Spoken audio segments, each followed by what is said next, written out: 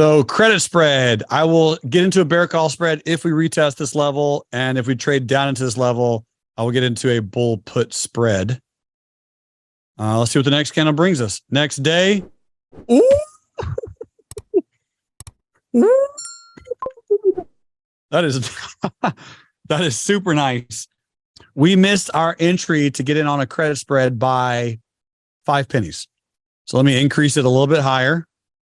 All right, increase a little bit higher. So now we have to pop up a little bit more to get filled on a credit spread, bear call spread. Let's see if it happens. Oh, let's go. On an open. Oh, yeah. This is what I'm talking about. Getting into a bear call spread at open. All right, let's do a quick true or false. True or false? You will get more premium selling options at open very frequently. All right, the answer is true. You will very frequently get more money by selling your options at open because the implied volatility is higher and the overall fear and just like panic and just general like blah, blah, blah, is higher at that stage. All right, so we were in a bear call spread. All right, so we're in a bear call spread on this trade. So we would have gotten filled at open. Look at that little S curve right there. So we have a lot of protection. We have the 200. We have probably the 100. We don't need that far. We're coming into the holiday season, man. This feels like right now. So my expiration would have been, my expiration would be Friday, December 28th. And again, I don't know how much money would be up there, but maybe there's some. Maybe there's some money up there. All right, next candle, bearish, right on.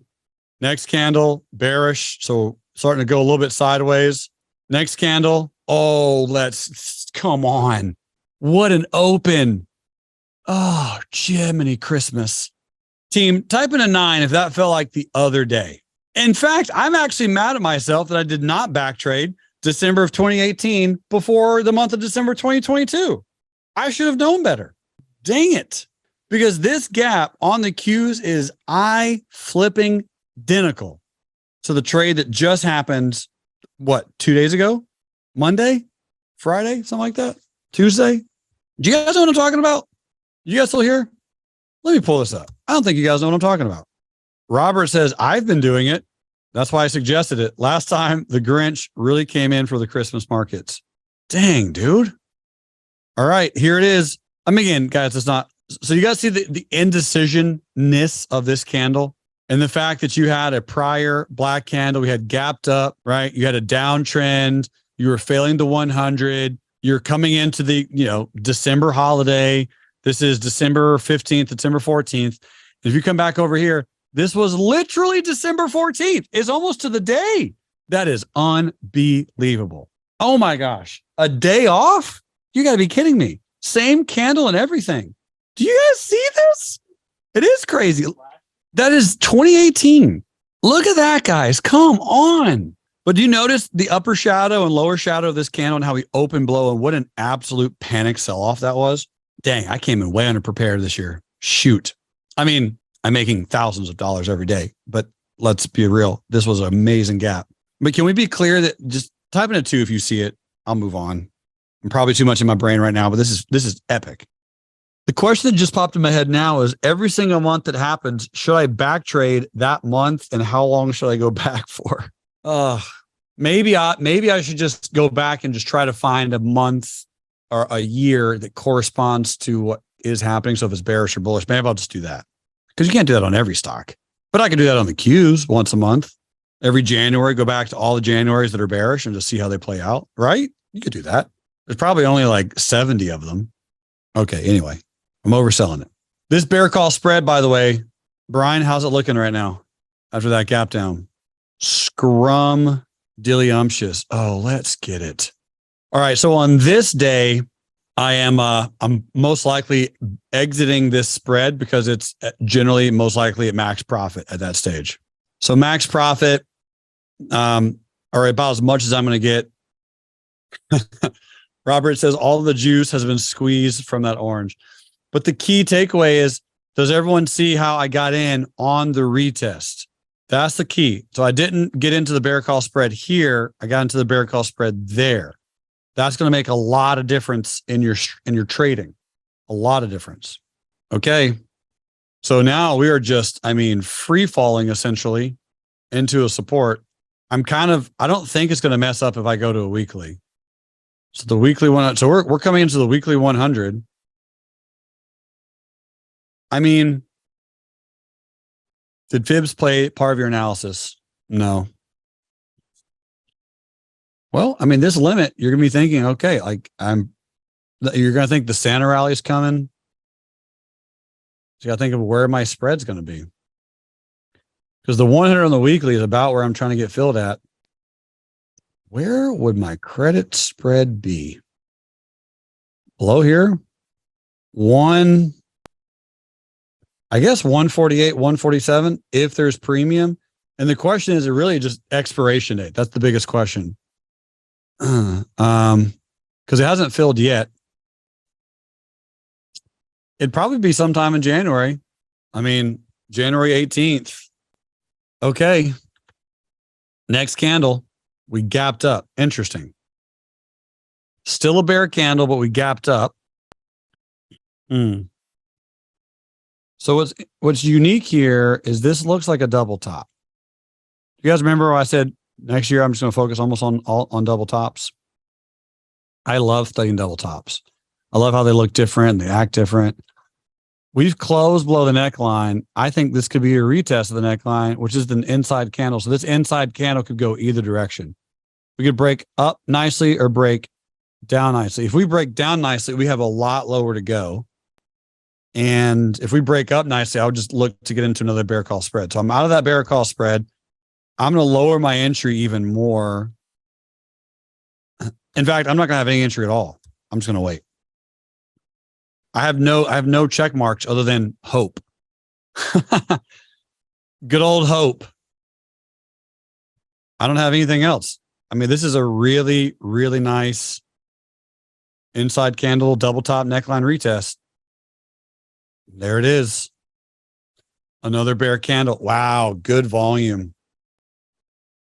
I mean, you would think that we're going to bounce soon, but this is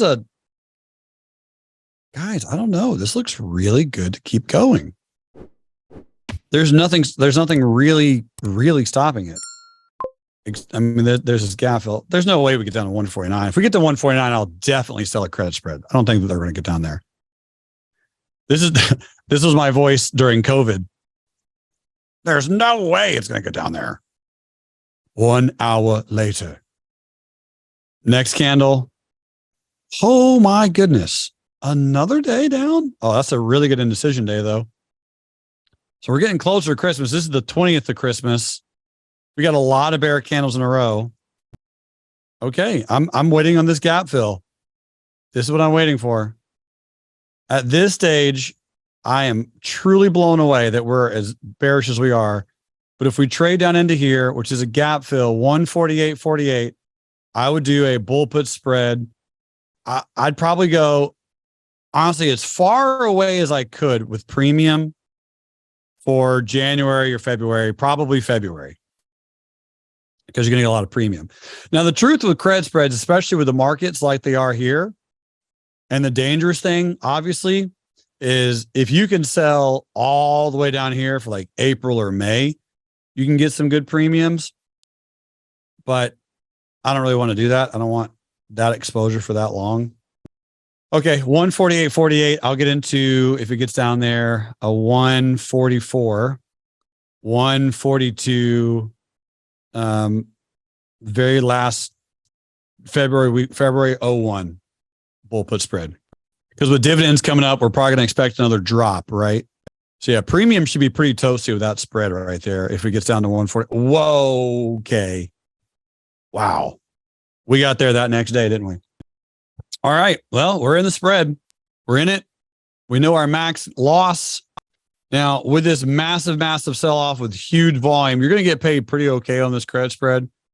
This stage, you're probably going to get 17%.